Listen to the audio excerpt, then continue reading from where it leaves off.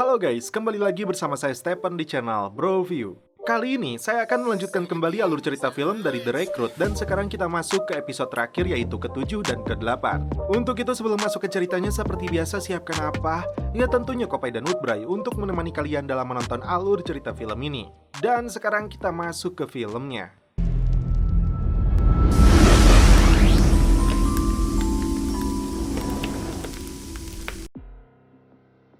Di awal film, diceritakan pertemuan pertama Hendrik dan Hannah 3 tahun lalu saat mereka berada di sebuah perpustakaan. Saat itu, Hendrik mempengaruhi Hannah agar diam-diam membawa pulang bukunya saat perpustakaan tutup meskipun petugas tidak mengizinkannya. No, you could just take the book. Disitulah awal kedekatan mereka berdua.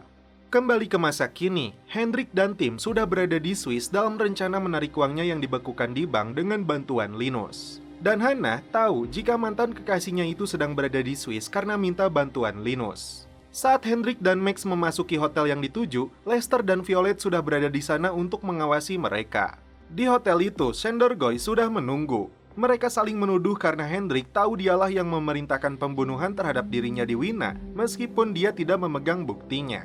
Tapi mereka harus bekerja sama untuk memuluskan rencana ini. Setelah mengambil uangnya di bank Swiss jam 10 pagi, kemudian Max akan mengatur pertemuan dengan Lev Orlova. Yang Max khawatirkan adalah mafia penguasa Jenewa yang bernama Kirill. Sander lalu memberikan surat yang dikirim konsulat untuk Hendrik. Sedangkan Max mencari penyadap yang disembunyikan Sander dan Dawn di kamar hotel ini.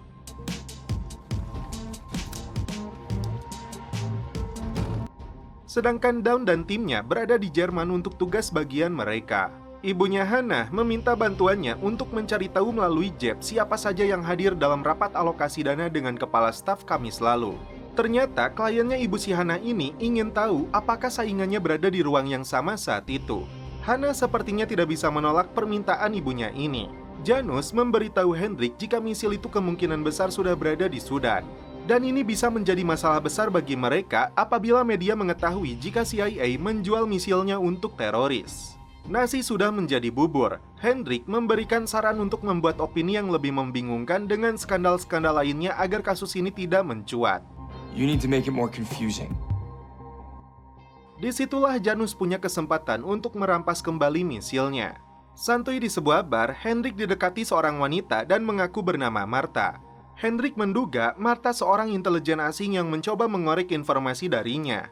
Akhirnya Martha memilih untuk pergi. I've got to go. Sorry. Lester dan Violet mengawasi makan malam antara Hendrik dan Max. Violet cemburu kenapa Lester tidak pernah merayunya. Dia beralasan tidak mau menghancurkan mereka berdua dengan sikap buruknya. Lantas, siapakah Martha sebenarnya? Terlihat di dalam mobil, dia memegang sebuah pisau dan merencanakan sesuatu. Sementara itu, Max memberi hadiah kepada Hendrik sebuah jam tangan mewah.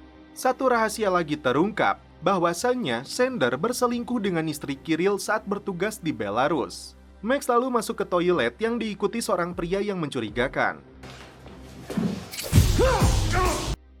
Setelah berhasil menodongnya, dia mengaku diperintah oleh Kirill. Kirill ingin tahu apa yang dilakukan Max di Eropa. Setelah itu, Max kembali ke kamarnya dan mereka pun celepot.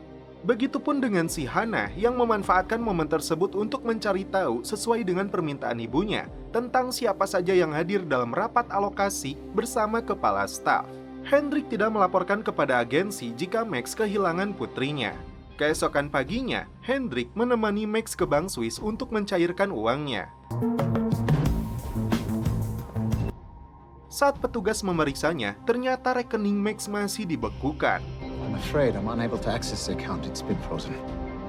Hendrik baru sadar jika ada perbedaan waktu antara Swiss dan Amerika yaitu 6 jam, jadi mereka terlalu cepat tiba di bank ini. Hendrik mencoba menghubungi Linus tapi ternyata dia masih tidur. Begitupun dengan Hannah. Di luar bank, Sander mengawasi mereka karena merasa ada yang tidak beres. Karena gagal meminta bantuan Lester, kemudian Hendrik menelepon Amelia agar datang ke rumahnya. I need help. Meskipun Amelia berhasil menghubungi Linus, tapi tidak ada yang bisa dilakukannya karena rekening itu sudah ditandai. Saat keluar dari bank tersebut, Hendrik menemukan Lester dan Violet yang sedang mengawasinya. Khawatir dengan keselamatan Hendrik, akhirnya Hannah dan Terence memutuskan untuk menyusulnya ke sana. Karena melihat sesuatu yang tidak beres, Xander akhirnya bergabung dengan mereka. Mereka harus memikirkan cara agar Max bisa menarik uangnya dari bank Swiss ini. Setelah berbagai opsi muncul, akhirnya Hendrik dan Max masuk kembali dengan mengikuti saran dari Lester. Mereka mengancam kepada petugas bank ini untuk mencairkan dananya karena mereka tahu bank ini mencuci uang konglomerat kriminal dengan organisasi teroris. Pria ini bisa menebak mereka adalah CIA dan dia tidak takut sama sekali. Karena pria ini mengaku tetap tidak bisa mengakses rekeningnya, Max teringat dia punya kotak deposit di bank ini. Di sisi lain, Jeff memberitahu Hannah jika dirinya dipecat karena dituduh membocorkan informasi. Hannah segera menelepon ibunya. Ternyata, ibunya sengaja melakukan ini karena permintaan dari kepala staf untuk mencari kebocoran. Di dalam kotak deposit itu, rupanya Max menyimpan bukti skandal. Sebuah pistol yang diberikan kepada Hendrik dan foto Max bersama putrinya yang bernama Carolina. Saat Max menghubungi Kirill, kesempatan itu dimanfaatkan Hendrik untuk menyimpan lagi pistolnya dan mengambil sebuah buku kecil. Untuk memuluskan rencana ini, Max dan Hendrik tidak akan memberitahu tim. Kartu dari ponsel Hendrik dicabut lalu diam-diam mereka keluar dari bank tersebut. Di malam harinya, Max dan Hendrik menemui Kirill.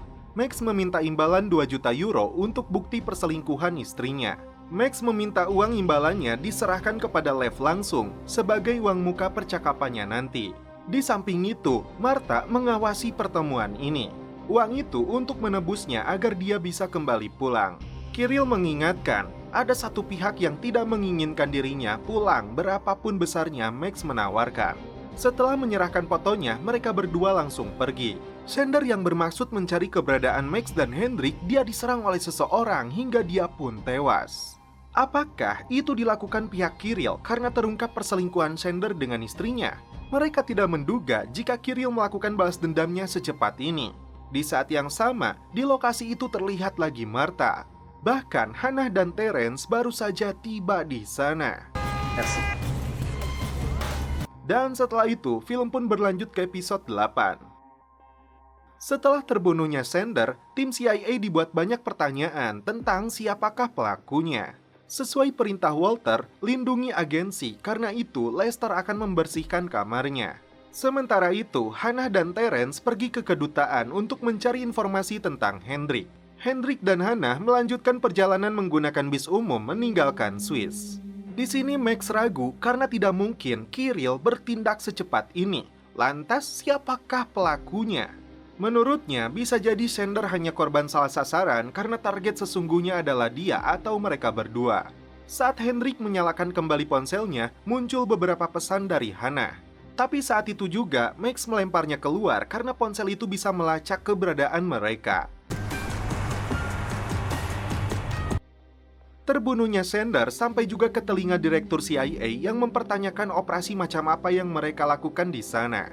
Muncul beberapa dugaan dalam kasus ini, termasuk Max yang melakukan pembunuhan ini dan Hendrik bisa saja ditemukan sudah terbunuh.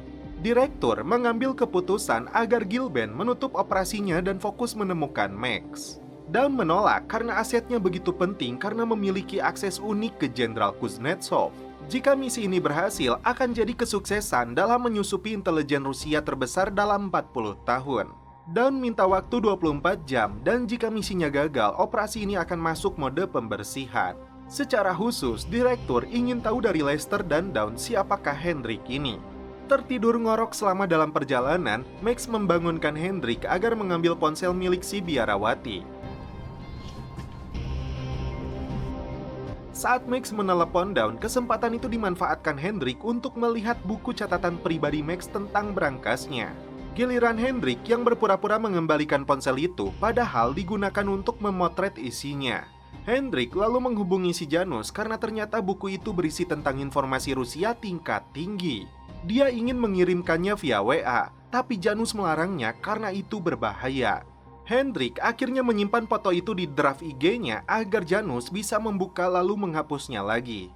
Violet yang sedang berada di kedutaan menemui Hannah dan Terence. Mereka ingin tahu kabar tentang Hendrik karena khawatir kepadanya. Karena ini perjalanan rahasia CIA, seharusnya tidak boleh ada yang tahu.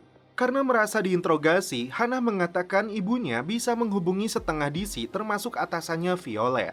Karena Violet sendiri tidak tahu di mana Hendrik berada, mereka berdua kembali pergi. Dan karena interogasi tersebut, Terence khawatir alih-alih ingin membantu Hendrik, justru mereka malah menambah masalah.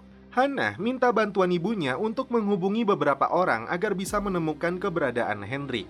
Ibunya setuju, tapi setelah ini dia harus meninggalkan apartemen itu karena Hendrik dianggapnya selalu menimbulkan masalah bagi Hannah. That apartment. I don't want you involved in Owen's life.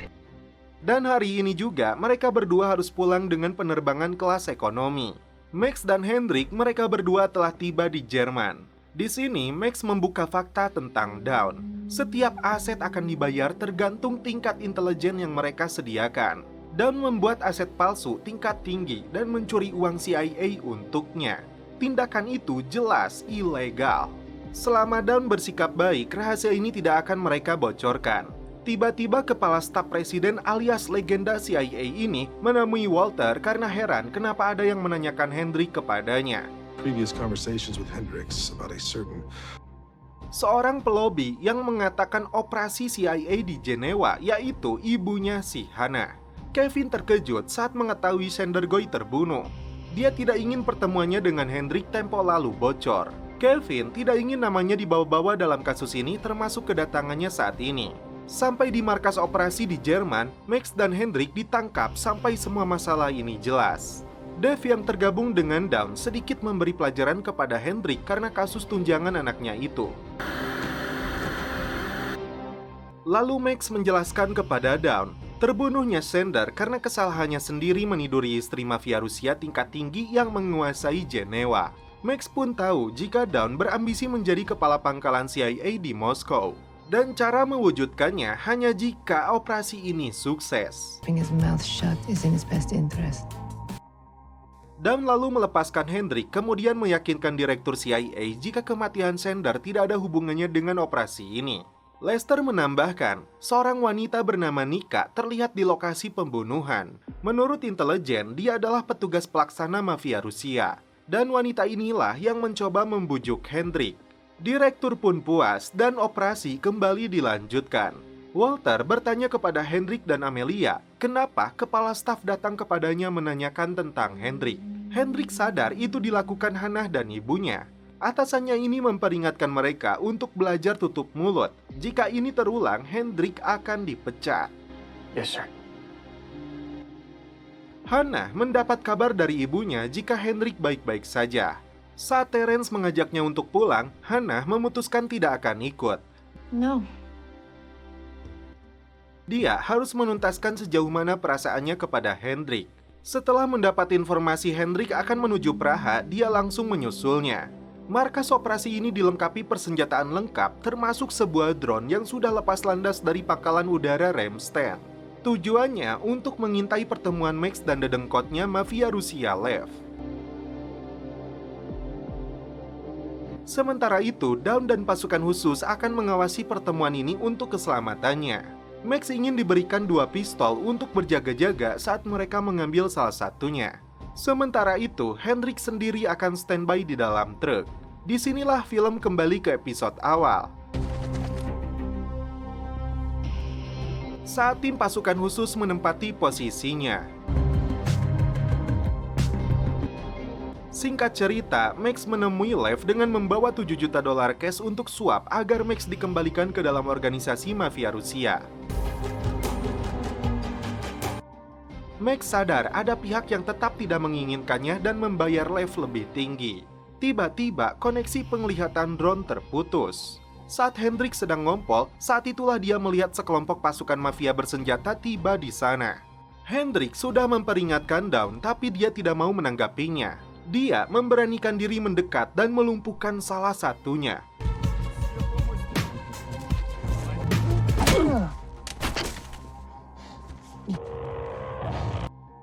Hingga pada akhirnya, kontak senjata pun pecah.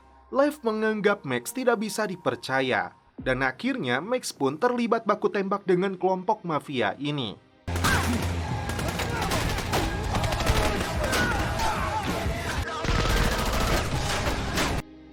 Di sanalah Hendrik melihat kembali wanita itu dan langsung menembakinya.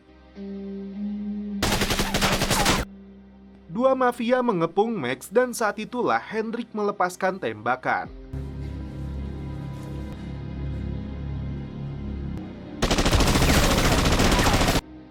Saat Hendrik hampir mati tercekik, Max datang menyelamatkannya. Dalam kesempatan itu juga, Max akhirnya menembak Lev. I'm going home. Mereka berdua berhasil kabur di saat pasukan CIA dan pasukan mafia masih terlibat baku tembak. Pelakunya adalah Nika, dan dia juga yang ternyata meminta Dewan Mafia membunuh Max. Hendrik memaksa keluar dari mobil karena dia masih trauma. Untuk pertama kalinya dia membunuh orang karena itu dia merasa sudah selesai dan ingin keluar dari pekerjaan ini. Dia tidak peduli meskipun Max menodongnya.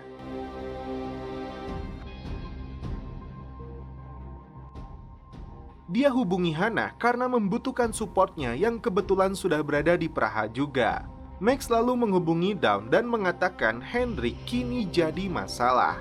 Dan arloji yang diberikannya ternyata sudah dilengkapi sensor GPS. Lalu, apakah mereka berniat untuk menyingkirkan Hendrik? Tiba-tiba seseorang menculik Max. Begitupun dengan Hendrik di saat dia hampir saja memeluk Hannah.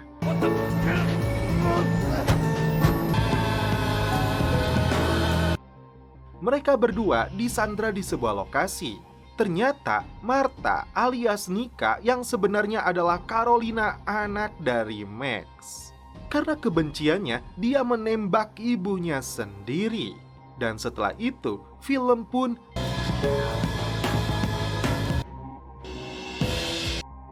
berakhir. Oke guys, terima kasih yang sudah menonton sampai akhir. Nah, sebagai bonus yang nonton sampai sini nih, saya ngomong ini kalian masih menonton, ada giveaway. Apa itu giveaway-nya?